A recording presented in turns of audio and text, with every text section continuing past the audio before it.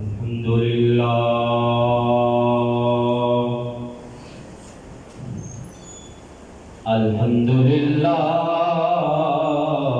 رب العالمین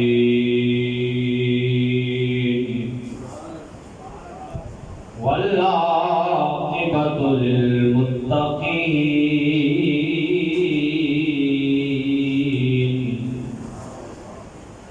والصلاۃ والسلام علی سید الانبیاء والمرسلین واصحابہ الہادین المہدیین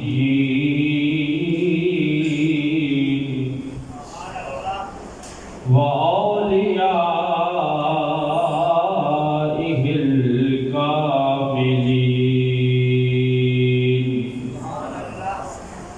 وعلماء ملتہ وأہل سنتہ اجمعین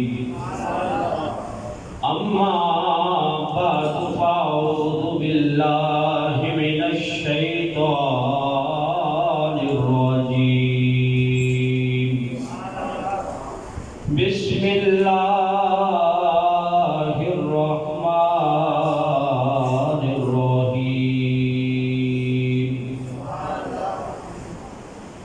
فیہ آیات بینات آمنت باللہ صدق اللہ مولانا العظیم وصدق رسولہ النبی الکریم الامین الصلاۃ والسلام علیک یا رسول اللہ وعلی آلک واصحابک یا حبیب اللہ الصلاۃ والسلام علیک یا رحمۃ للعالمین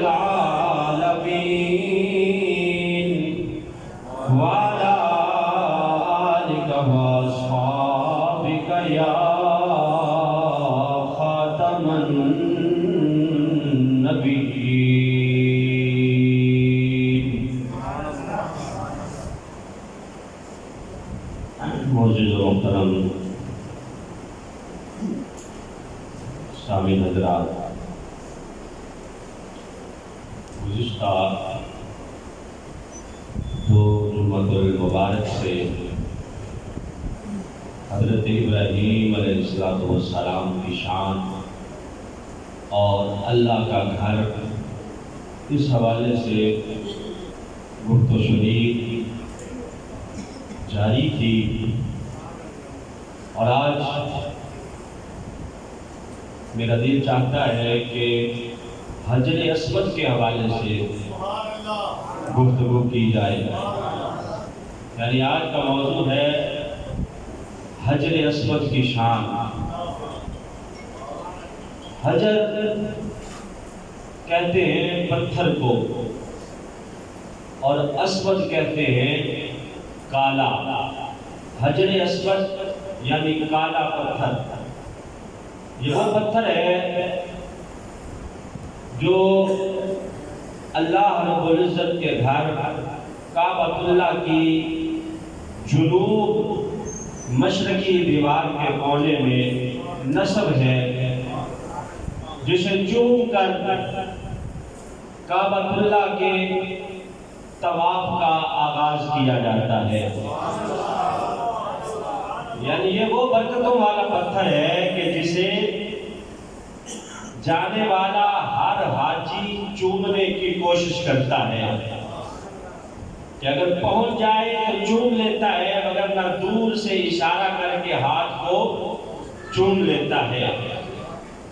یہ وہ پتھر ہے کہ جسے ولیوں نے چوما، کتب و اقطاب نے چوما، بلکہ میں آسان کر کے کہوں کہ یہ وہ پتھر ہے جسے بابا فرید نے چوما، اور یہ وہ پتھر ہے جسے دھاتا علی حجویری نے چوما، اور یہ وہ پتھر ہے جسے حضور غوث اعظم رحمت اللہ علیہ پیر عبد القادر جیلانی نے چوما، اور یہ وہ پتھر ہے جسے معین الدین چشتی اجمیری نے چوما، اور یہ وہ پتھر ہے جسے حضرت اویس کرنی نے چوما، یہ وہ پتھر ہے جسے جناب ابو ذر نے چوما، حضرت ابو ہریرہ نے چوما، طلحہ و زبیر نے چوما، یہ وہ پتھر ہے جسے تاجدار صداقت جناب صدیق اکبر نے چوما،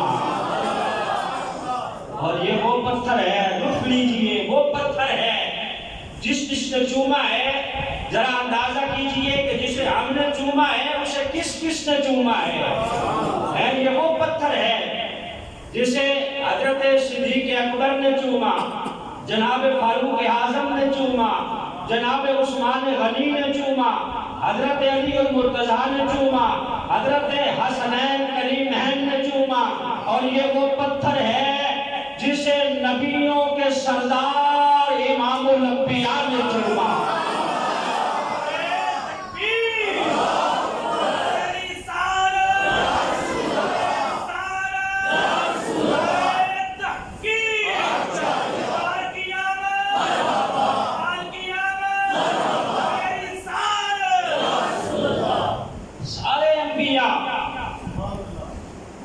حجر اسود کو چومتے رہے، لیکن پھر کرم ڈھالا ہے، کرم یہ ہوا کہ نبیوں کے سردار امام الانبیاء نے چوما، اور سرکار کی ذات اقدس وہ ہے کہ معراج کی رات جن کے قدموں کو چومنے کی سعادت فرشتوں کے سردار جناب جبریل امی حاصل کر رہے ہیں، قدم چوم کے فخر محسوس کر رہے ہیں، انہوں نے بھی اس پتھر کو چوما ہے اور چوم کے اس کی عظمتوں کو چار چاند لگائے ہیں۔ فیہ آیات بینات، اللہ کے گھر میں جو نشانیاں ہیں اللہ کی، یہ انہی نشانیوں میں سے ایک نشانی ہے، اور اللہ کی جو نعمتیں اللہ نے اس امت کو عطا فرمائی ہیں انہی نعمتوں میں سے ایک نعمت ہے بنی اسرائیل پر حضرت عیسیٰ علیہ السلام کی قوم پر آسمانوں سے دسترخوان نازل ہوا، ربنا انزل علینا مائدۃ من السماء تکون لنا عیدا لاولنا وآخرنا۔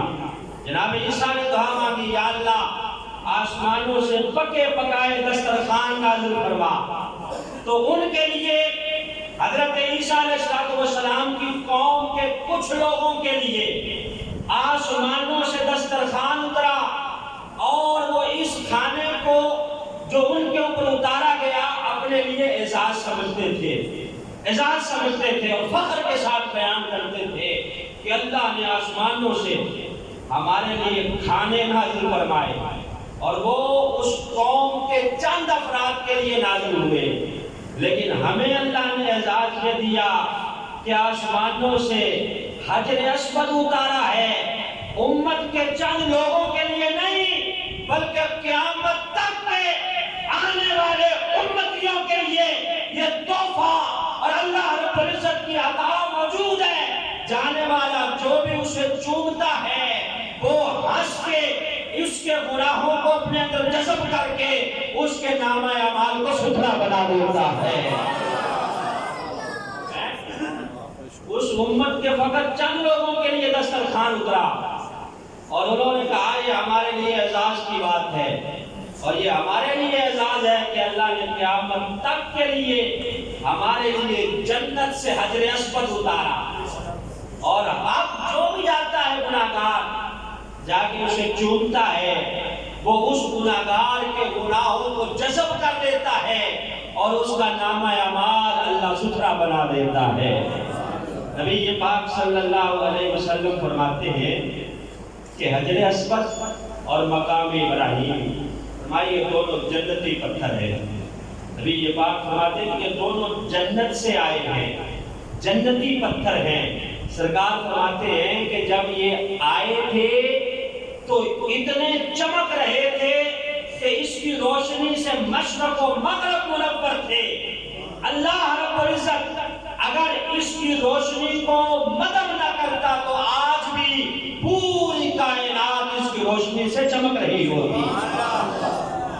یہ بات فرماتے ہیں کہ حجر اسود اور مقام ابراہیم دونوں جنتی پتھر ہیں، یہ جنت سے آئے ہیں۔ ایک حدیث میں فرمایا کہ یہ جنتی پتھروں میں سے ایک پتھر ہے۔ وہ جنت کے اندر بھی پتھر موجود ہیں، انہی پتھروں میں سے نبی یہ بات فرمایا کہ ایک پتھر ہے۔ علماء کرام فرماتے ہیں کہ جنتی جو چیزیں ہیں وہ روشن ہیں، منور ہیں، نورانی ہیں، لہذا جب یہ آیا تھا تو یہ بھی نورانی اور منور تھا، چمک رہا تھا۔ ایک روایت کے اندر آتا ہے کہ اس کے چمکنے کی وجہ سے جتنی جگہ منور ہوئی اس ساری جگہ کو اللہ نے حرم بنا دیا، وہ ساری جگہ حرم بن گئی، جتنی جگہ اس کی روشنی سے منور ہوئی۔ علماء کرام فرماتے ہیں کہ اللہ جس چیز کو جس جگہ پہنچاتا ہے، جہاں پہنچایا گیا ہے اسی چیزوں کی طرح کر دیتا ہے۔ تو یہ چیز ہے تو جنتی، لیکن اللہ نے چونکہ اسے دنیا میں بھیجا تو دنیا کے پتھروں کی طرح اسے کر دیا۔ نبی پاک صلی اللہ علیہ وسلم فرماتے ہیں، فرمایا اس پتھر کو آسمانوں سے اللہ کا فرشتہ لے کے نازل ہوا، فرشتہ لے کے نازل ہوا۔ ایک روایت میں یہ بھی آتا ہے اور ایک روایت یوں بھی ہے کہ جب حضرت آدم علیہ السلام کو آسمانوں سے زمین میں نازل کیا گیا تو اس وقت حضرت آدم علیہ السلام وحشت اور تنہائی محسوس کر رہے تھے۔ ظاہر ہے جنت کے اندر نہ اندھیرا ہے اور نہ جنت کے درخت دنیا کے درختوں کی طرح، نہ پہاڑ دنیا کے پہاڑوں کی طرح، ہر چیز نہیں تھی۔ جنت سے آپ تشریف لائے، وحشت اور تنہائی محسوس کر رہے تھے۔ جب رات ہوئی اندھیرا چھا گیا، وحشت میں اضافہ ہوا تو اللہ نے حجر اسود اور مقام ابراہیم کو نازل فرمایا۔ ایک پتھر حضرت آدم کے دائیں جانب اور ایک بائیں جانب نازل ہوا۔ اب حضرت آدم ان دونوں پتھروں کو دیکھتے تو ان کی وحشت دور ہو جاتی، تنہائی دور ہو جاتی۔ وہ گاہے بگاہے پتھروں کو چومتے اور سینے سے لگا کر وحشت اور تنہائی دور کرتے۔ آخر حضرت آدم علیہ السلام سرزمین ہند پر روتے رہے، اللہ رب العزت کی بارگاہ میں التجائیں کرتے رہے کہ یا اللہ معافی عطا فرما۔ آخر 300 سالوں کے بعد جب نبی پاک صلی اللہ علیہ وسلم کے وسیلے سے دعا مانگی تو اللہ رب العزت نے دعا کو قبول فرما لیا، دعا کو قبول فرما لیا اور حکم ہوا کہ ہجرت کرو سرزمین عرب کی طرف، وہاں جہاں آج اللہ کا گھر موجود ہے۔ حضرت آدم علیہ السلام نے پھر وہاں سے ہجرت کی اور ان دونوں پتھروں کو بھی ساتھ لیا اور وہاں پہنچے جہاں آج اللہ کا گھر موجود ہے۔ یہ وہ گھر تھا جو سب سے پہلے اللہ نے فرشتوں سے تعمیر کروایا تھا۔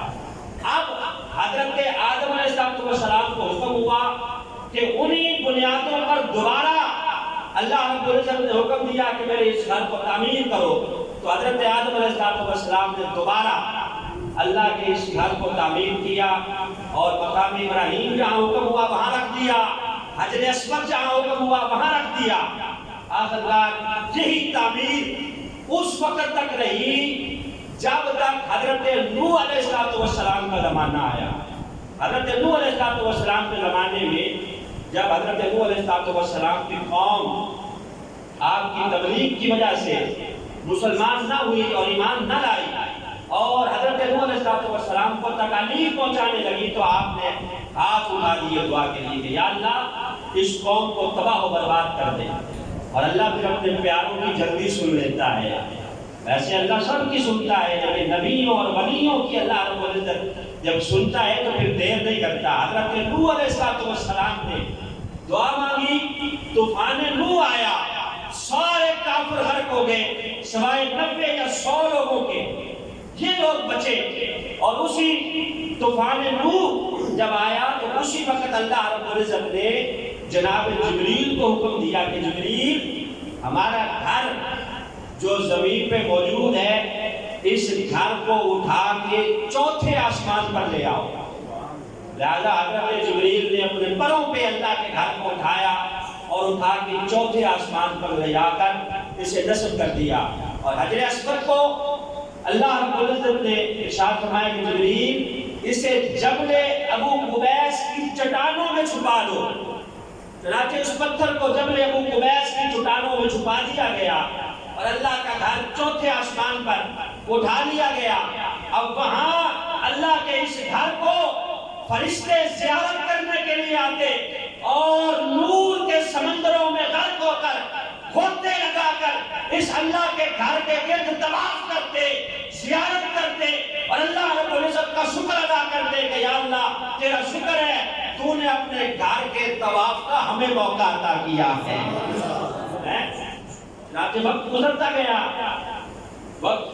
گیا، حضرت نوح علیہ السلام کے زمانے کے بعد جب دوبارہ اس گھر کو تعمیر کرنے کا وقت آیا، حضرت ابراہیم علیہ السلام کو اللہ رب العزت نے جب حکم دیا کہ میرے اس گھر کو بناؤ، جس کا ذکر قرآن کے اندر تفصیل کے ساتھ موجود ہے، حضرت ابراہیم اور جناب اسماعیل نے جب اس گھر کو بنایا اور اس جگہ پہ پہنچے جہاں حجر اسود کو نصب کرنا تھا، وہاں پہنچے اس کونے پر، تو حضرت ابراہیم کہنے لگے بیٹا اسماعیل میرا دل چاہتا ہے کہ اس کونے پر کوئی ایسا پتھر نصب کیا جائے سفید رنگ کا کہ جسے دیکھ کر یہاں سے مخلوق خدا طواف کا آغاز کیا کرے۔ حضرت ابراہیم نے، اللہ رب العزت کی وحی تھی، اللہ کا حکم تھا، حضرت ابراہیم نے کہا بیٹا کوئی ایسا پتھر تلاش کر کے لاؤ جو سفید رنگ کا ہو، چمکدار ہو، اسے اس کونے پہ نصب کیا جائے۔ تو حضرت اسماعیل اب تلاش کرنے لگے، ایک پتھر لے آئے تلاش کر کے سفید رنگ کا، لا کے دیا حضرت ابراہیم کو۔ حضرت ابراہیم نے دیکھا، کہا ٹھیک ہے لیکن مجھے اس سے بھی زیادہ خوبصورت پتھر چاہیے۔ اب حضرت اسماعیل پھر گئے، ڈھونڈتے ڈھونڈتے ایک پتھر اٹھاتے، دیکھ کے کہتے کہ نہیں یہ بھی اتنا خوبصورت نہیں ہے جتنا پہلے میں لے کے گیا تھا، اس سے زیادہ تو پہلے والا خوبصورت تھا۔ اب آپ تلاش کرتے کرتے جبل ابو قبیس پہ پہنچے، وہاں جہاں اللہ رب العزت کی امانت موجود تھی حجر اسود، حضرت اسماعیل تلاش کر رہے ہیں، چٹانوں سے آواز آتی ہے کہ اے پیغمبر کے بیٹے اسماعیل، جس امانت کو ڈھونڈ رہے ہو وہ امانت ہمارے نیچے موجود ہے، یہ حجر اسود ہے جو اللہ کو مطلوب ہے، اسے لے جاؤ اور لے جا کے کعبۃ اللہ کے کونے میں نصب کر دو۔ یہ کب یہاں چھپایا گیا تھا؟ جب طوفان نوح آیا تھا۔ تو حضرت اسماعیل علیہ السلام حجر اسود اللہ کی امانت کو لے کر پہنچے تو جناب ابراہیم علیہ السلام نے اس پتھر کو وہاں نصب کیا جہاں آج موجود ہے، اس کونے پر حضرت ابراہیم علیہ السلام نے اسے نصب کیا۔ اور اس کی شان کیا ہے؟ نبی پاک صلی اللہ علیہ وسلم نے ارشاد فرمایا، سرکار فرماتے ہیں کہ اگر اس پتھر کو سیاہکار، گناہگار اور ظالم لوگ نہ چھوتے، بدکار لوگ نہ چھوتے، تو فرمایا اس کی شان یہ ہوتی کہ اگر کوئی مادرزاد اندھا آتا، آگے اس کے سامنے کھڑے ہو کر اللہ سے آنکھیں مانگتا تو اللہ اسے آنکھیں عطا کر دیتا۔ فرمایا اگر کوئی کوڑ کا مریض آتا، آگے اس کے پاس کھڑے ہو کے دعا مانگتا، اللہ اسے صحت عطا فرماتا۔ اگر گناہگار اسے نہ چھوتے اور بدکار اسے نہ چھوتے، نبی پاک نے فرمایا کہ جب آیا تھا تو یہ دودھ کی طرح سفید تھا اور چاندی کی طرح چمک رہا تھا۔ گناہگاروں کے گناہوں کو چوس چوس کر اب اس کا حال یہ ہو گیا ہے کہ اب یہ حجر اسود بن چکا ہے۔ اسود یعنی اب یہ سیاہ ہو چکا ہے، وگرنہ پہلے نبی پاک صلی اللہ علیہ وسلم فرماتے ہیں کہ یہ چمکدار بھی تھا، روشن بھی تھا اور سفید بھی تھا۔ اسی طرح محتشم شامی حضرات، نبی پاک صلی اللہ علیہ وسلم نے ارشاد فرمایا کہ قیامت کا دن ہوگا، اللہ رب العزت حجر اسود کو زبان عطا فرمائے گا، اسے ہون عطا فرمائے گا، اسے بولنے کی قوت عطا فرمائے گا۔ فرمایا حجر اسود اپنے ہر چومنے والے کی اللہ کی بارگاہ میں شفاعت کرے گا۔ سفارش کرے گا ہاتھ چومنے والے کی. اب آپ دیکھیں کہ کتنے لوگ ہیں جو حجر اسود کو چوم رہے ہیں. قیامت تک نہ جانے کتنے لوگ چومیں گے، لیکن نبی پاک صلی اللہ علیہ وسلم فرماتے ہیں یہ ہاتھ چومنے والے کی قیامت کے دن شفاعت کرے گا. جس نے ہونٹ لگا کے چوما ہے اس کی بھی شفاعت کرے گا. جس نے دور سے اشارہ کر کے ہاتھ کو چوما ہے اس کی بھی شفاعت کرے گا. جس نے چھڑی لگا کر چھڑی کو چوما ہے یہ اس کی بھی شفاعت کرے گا. اب بظاہر اس کے اندر نہ دل موجود ہے، نہ اس کے اندر کوئی دیکھنے والی آنکھیں موجود ہیں، لیکن اللہ نے اس کے اندر ایسا کمپیوٹر نصب کر دیا ہے کہ یہ اپنے چومنے والے کو دیکھ بھی رہا ہوگا، پہچان بھی رہا ہوگا. اب افسوس ہوتا ہے ان لوگوں پر جو اس پتھر کی شفاعت کو تو مانتے ہیں لیکن نبی پاک کی شفاعت کو نہیں مانتے. ماننے کو آئیں تو اس پتھر کی شفاعت کی مان لیں کہ یہ پتھر بھی شفاعت کرے گا. اگر نہ ماننے پہ آئیں تو نبی پاک صلی اللہ علیہ وسلم کی شفاعت کا بھی انکار کر دیں. حالانکہ سرکار دو عالم صلی اللہ علیہ وسلم نے ارشاد فرمایا من زارنی قبری وجبت لہ شفاعتی، جو گناہگار آتا ہے آ کے میری قبر کی زیارت کرتا ہے قیامت کے دن میں اس کی شفاعت کروں گا. میں اس کے اوپر میری شفاعت واجب ہو گئی جو میری قبر کی زیارت کرنے کے لیے آیا ہے. اب حجر اسود ایک پتھر ہے، نہ اس میں دل ہے نہ دماغ ہے، وہ شفاعت کرے گا. اور اس کو عزت اور مقام ملا کس لیے ہے؟ اس لیے ملا ہے کہ نبی پاک نے اسے چوما ہے. ٹھیک ہے وہ جنتی پتھر ہے، جنت سے آیا ہے. جنت سے آنا بھی بہت بڑے اعزاز کی بات ہے، لیکن حضرت عمر فاروق کیا فرماتے ہیں؟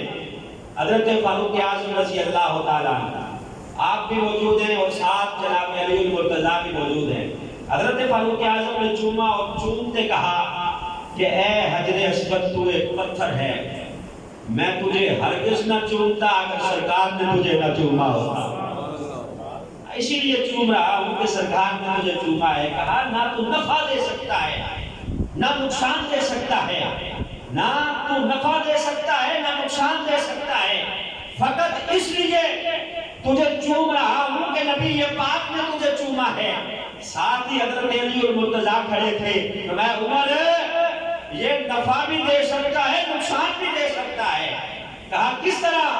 کہا قیامت کے دن جس کے حق میں گواہی دے گا اس کا نفع ہو جائے گا اور جس کی مخالفت میں گواہی دے گا اس کا نقصان ہو جائے گا.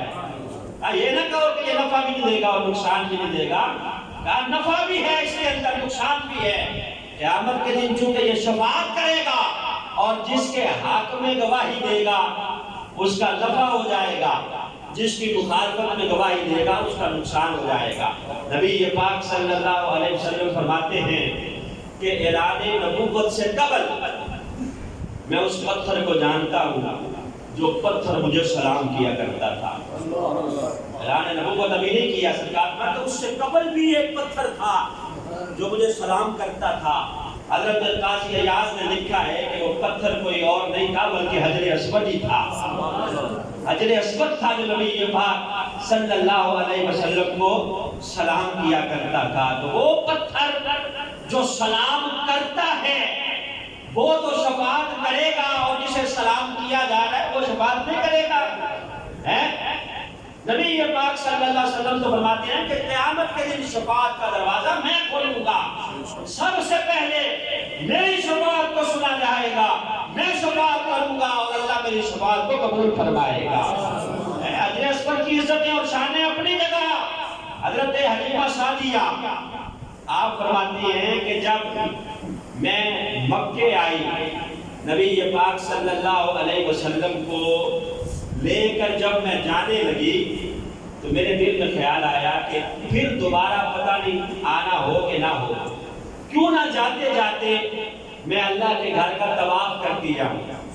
حضرت حلیمہ سعدیہ آپ فرماتی ہیں کہ میں نبی پاک صلی اللہ علیہ وسلم کو لے کر جب اللہ کے گھر میں پہنچی طواف کرنے کے لیے، کہتی ہیں میں نے سوچا کہ حجر اسود کو چوموں، میں نے اس کا بوسہ دیا، طواف شروع کیا، پھر میرا ارادہ ہوا کہ میں نبی پاک صلی اللہ علیہ وسلم کے ہونٹ بھی حجر اسود کو لگاؤں، سرکار کو بھی چمواؤں۔ نبی پاک صلی اللہ علیہ وسلم کو حضرت حلیمہ سعدیہ نے اٹھا رکھا ہے، کہتی ہیں میں نے جب سرکار کو بوسہ دلوانے کے لیے حجر اسود کے قریب کیا، کہتی ہیں میں کیا دیکھتی ہوں کہ نبی پاک صلی اللہ علیہ وسلم کا چہرہ انور جب حجر اسود کے قریب ہوا، حجر اسود اپنی جگہ سے نکلتا ہے اور نکل کر نبی پاک کے ہونٹوں پہ بوسے لے رہا ہے۔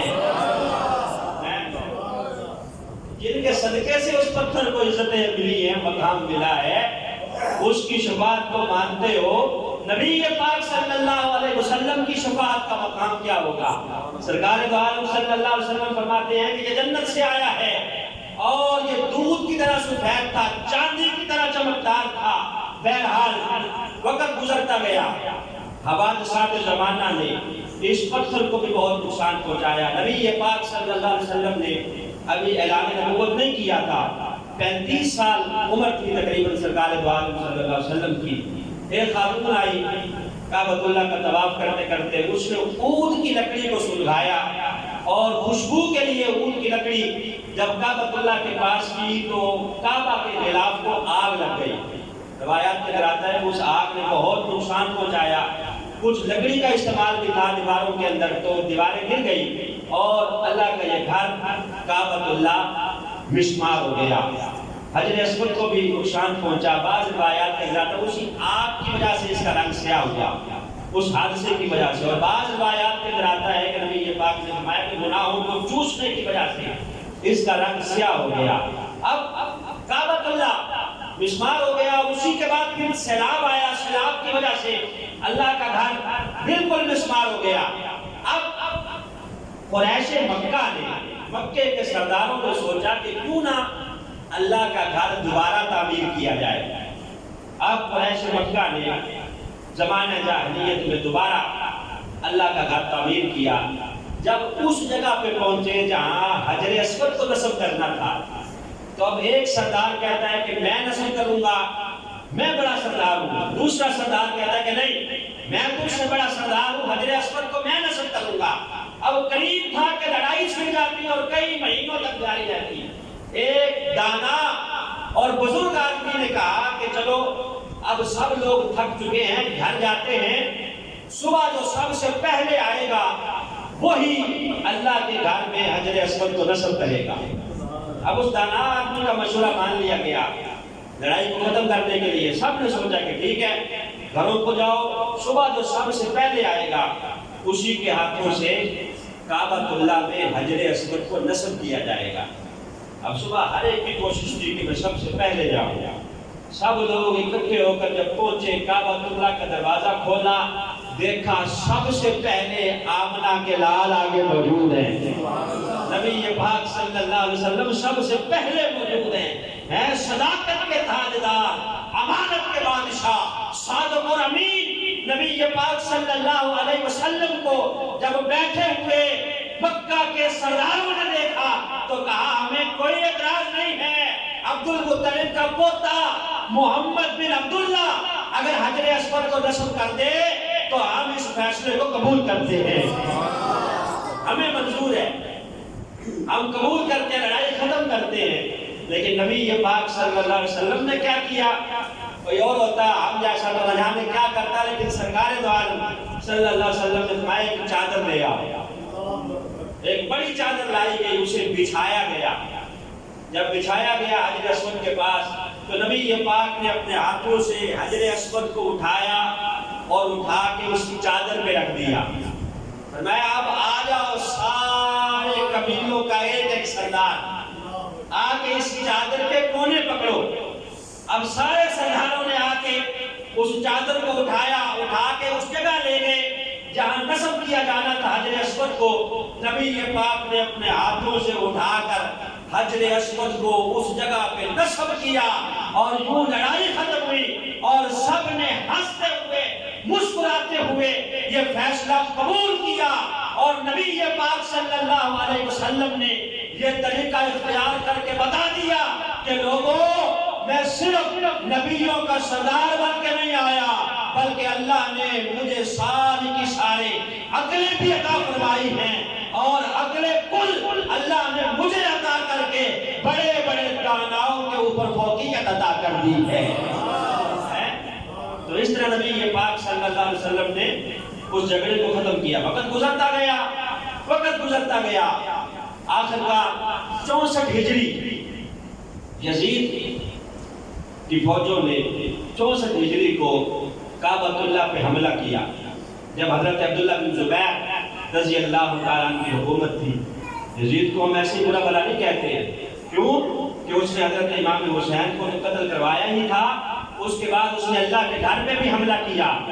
مسجد نبوی میں اس نے کئی دنوں تک گھوڑے باندھے رکھے، وہ گھوڑے نیند اور پیشاب کر کے مسجد نبوی کو آلودہ کرتے رہے، کئی دنوں تک مسجد نبوی سے اذان کی آواز نہیں آئی۔ حضرت سعید کہتے ہیں میں مسجد نبوی کے ممبر کے پیچھے چھپ کے بیٹھا ہوا تھا، جب بھی نماز کا وقت ہوتا میں نبی پاک کے روضہ انور کی طرف کان لگاتا، مجھے اذان کی آواز سنائی دیتی۔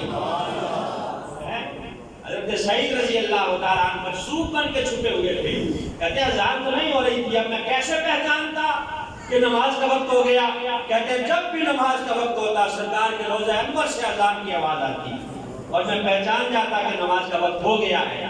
تو 64 ہجری میں جب یزیدی فوجوں نے یہاں اللہ کے گھر کے اوپر حملہ کیا تو پتھر برسائے گئے، پتھروں کی رگڑوں کی وجہ سے اللہ کے گھر کو آگ لگی اور حجر اسود کو بھی نقصان پہنچا۔ حجر اسود 3 ٹکڑوں میں تقسیم ہو گیا۔ جب 3 ٹکڑوں میں تقسیم ہوا، لڑائی ختم ہوئی تو حضرت عبداللہ بن زبیر نے چاندی کا ایک کھول بنا کر ان 3 ٹکڑوں کو اس چاندی کے کھول کے اندر جڑ دیا۔ آج بھی جو ہم اس کے گرد کو چاندی کا ایک کھول دیکھتے ہیں، یہ سب سے پہلے حضرت عبداللہ بن زبیر نے بنایا۔ حضرت عبداللہ بن زبیر نے سب سے پہلے ان 3 ٹکڑوں کو آپس میں ملا کر چاندی کا کھول بنا کر اس کے اندر جڑ کے دوبارہ اس حجر اسود کو اپنی جگہ پہ نصب کر دیا۔ تو یہ حجر اسود ہے جو جنت سے آیا ہے اور قیامت کے دن شفاعت بھی کرے گا۔ نبی پاک صلی اللہ علیہ وسلم فرماتے ہیں کہ جب تم طواف کرتے کرتے رکن یمانی پہ پہنچو تو وہاں دعا مانگا کرو، ربنا آتنا فی الدنیا حسنۃ وفی الآخرۃ حسنۃ وقنا عذاب النار۔ کیوں؟ میں یہاں ہر وقت اللہ کے 70 فرشتے موجود ہوتے ہیں، جب بندہ دعا مانگتا ہے تو یہ دعا مانگی جانے والی جو ہے اس دعا پر سارے فرشتے کہتے ہیں آمین آمین آمین، یا اللہ اس بندے کی دعا کو قبول فرما لے۔ رکن یمانی میں نبی پاک فرماتے یہ پڑھو، اور فرمایا جب تم طواف کرتے کرتے حجر اسود پہ پہنچو تو فرمایا یہ حجر اسود کا مقام یہ ہے اسے ہاتھ لگا لیا کرو۔ کیوں؟ فرمایا یہ زمین پر اللہ کا دایاں ہاتھ ہے۔ حجر اسود نبی پاک فرماتے یہ اللہ کا دست قدرت ہے، اللہ نے زمین پہ اسے اس لیے نازل کیا کہ جو بھی نبی پاک کا امتی اسے ہاتھ لگاتا ہے گویا وہ اللہ کے ہاتھوں میں بیعت کر رہا ہوتا ہے۔ یمین اللہ، یہ اللہ کا دایاں ہاتھ ہے زمین کے اوپر، میں جو بھی اسے چھوتا ہے، اب آپ دیکھیں یہ کتنا بڑی چیز ہے۔ پہلے بھی ہم نے چھوا ہوگا، آپ نے بھی چھوا ہوگا، لیکن ہم یہ سوچ کے چھوئیں کہ ہم کوئی عام چیز نہیں چھو رہے، بلکہ جس پتھر کو ہم ہاتھ لگا رہے ہیں اسے نبی پاک نے اللہ کا ہاتھ قرار دیا ہے، ید اللہ۔ اور یہ بھی ذہن میں رکھیں کہ اللہ کے ہاتھ ہمارے ہاتھوں کی طرح نہیں ہے، تشبیہات سے پاک ہے۔ اللہ رب العزت کی شان کے لائق، شان کے لائق جو اس کا مقام ہے اس کے مقام کے لائق۔ روایات کے اندر یہ بھی آتا ہے کہ اللہ کا جو ہاتھ ہے وہ دایاں ہی ہاتھ ہے، دونوں ہاتھ دائیں ہی ہیں، الٹا ہاتھ ہے ہی نہیں، دونوں کو سیدھا ہاتھ ہی کہا جاتا ہے، اور وہ دونوں ہاتھ اللہ کی شان کے لائق ہیں، جس طرح اس کی شان ہے اس کے لائق ہیں۔ اور حجر اسود کو کہا گیا، نبی یہ بات فرمایا کہ یہ اللہ کا ہاتھ ہے، گویا جو اسے ہاتھ لگاتا ہے وہ سوچ لے کہ عام چیز کو ہاتھ نہیں لگا رہا بلکہ اللہ کے ہاتھ میں ہاتھ دے رہا ہے۔ اور جو بندہ بھی اسے چومتا ہے یقیناً یہ اس کے گناہوں کو چوس لیتا ہے اور قیامت قیامت کے دن چومنے والے کی شفاعت کرے گا۔ دعا ہے اللہ ہم سب کو اعزاز عطا فرمائے کہ اللہ رب العزت کے گھر کی زیارت بھی کریں، اس پتھر کو بھی چومیں، مقام ابراہیم کو بھی دیکھیں اور وہاں نوافل بھی پڑھیں۔ وآخر دعوانا